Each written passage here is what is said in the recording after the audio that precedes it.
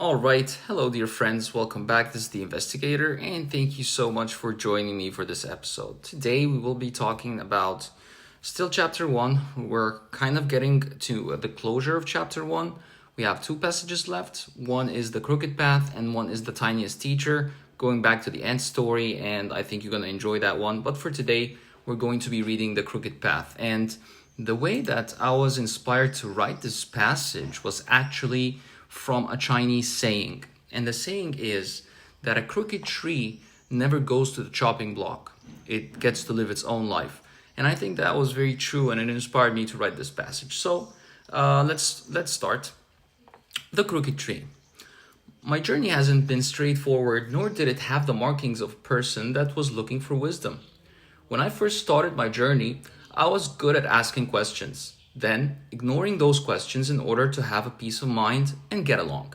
And I think a lot of us do this nowadays. We have these questions, we ignore them, and then we move on. So I was just like you, basically. I had these questions. I didn't have, I think, the internal knowledge nor the will to actually see them through. I was just living like a, what do you call them nowadays? NPCs, or just nodding along with everybody else talking about the same BS. But eventually I got around to dig in a little bit deeper. That reminds me of a Chinese saying: a crooked tree gets to live its own life, but a straight tree goes to the chopping block. Thinking about it now, I have had a few moments where my decisions did lead me to the chopping block, but I guess I wasn't good enough. And I had situations where I had escaped with 1 HP, like they say. They were very much close calls.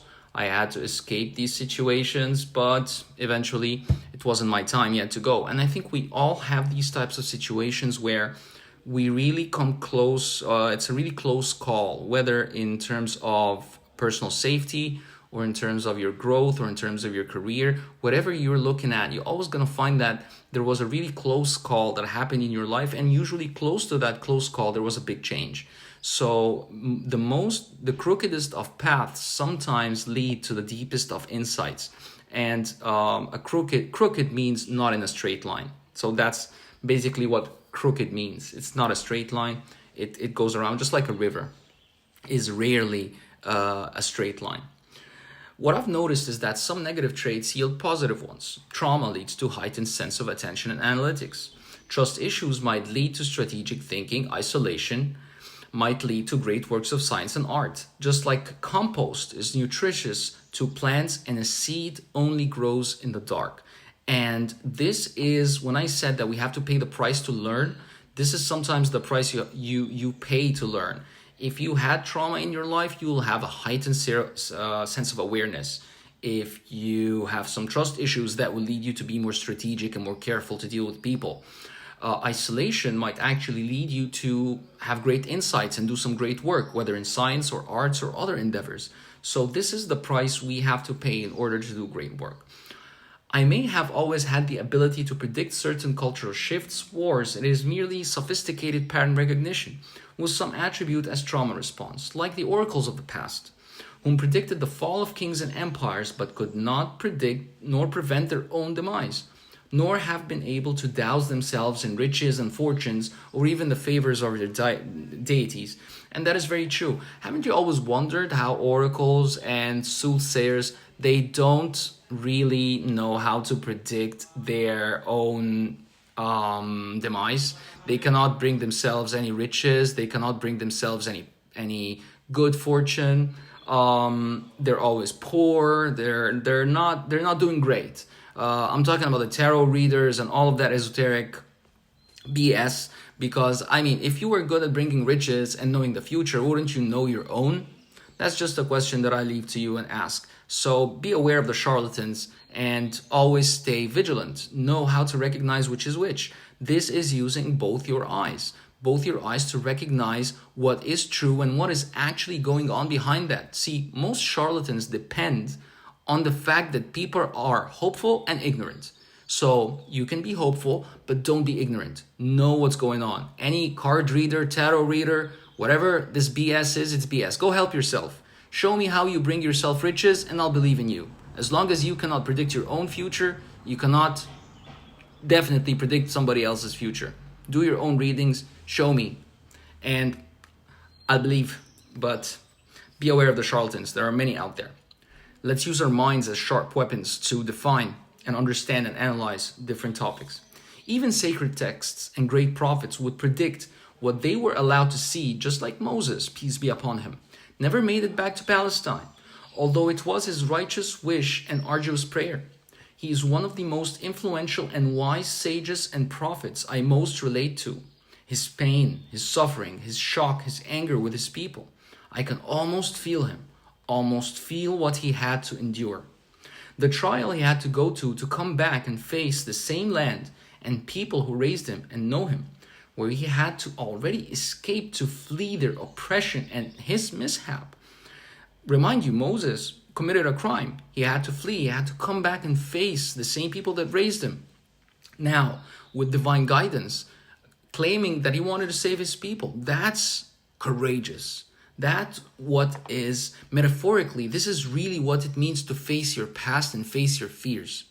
It's you go back to, you don't, of course, you in the start, the natural reaction is for you to escape. But somewhere along the line, you have to come back and you have to face your fears, face your past traumas, and accept them, integrate them. This is the step. Accept and integrate. This is the way you evolve or you move to the next level. Otherwise, you'll always be a slave to the trauma and the situations that created you.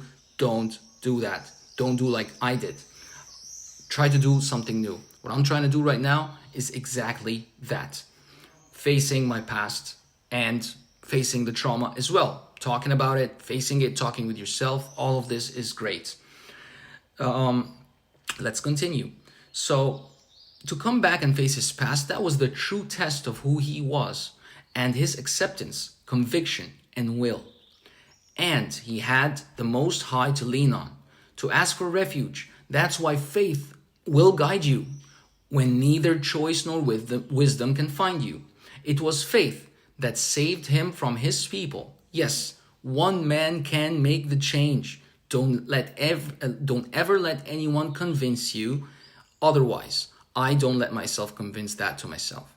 Don't allow anybody to ever convince you that one man cannot make a change. One man can make a change, but that man, that exact man or woman or person needs to have the right conviction, morals, alignment, and we're going to talk more about that later. And that's why I seek wisdom from the source, not from my inner source, but from the source of my inner source.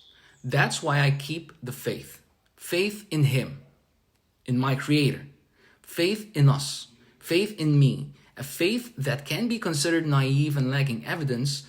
And to that I say, it depends where you are looking. And that is it. That was page 14. This is the crooked path. That's just some thoughts to get you starting to think about things and look at them from a different perspective. Next one, we will be talking about the tiniest teacher, and I will actually tell you how an ant taught me one of my biggest lessons in life. Thank you so much for joining me. I hope you're enjoying this, and I'll see you on the other side. This was The Investigator. Take care.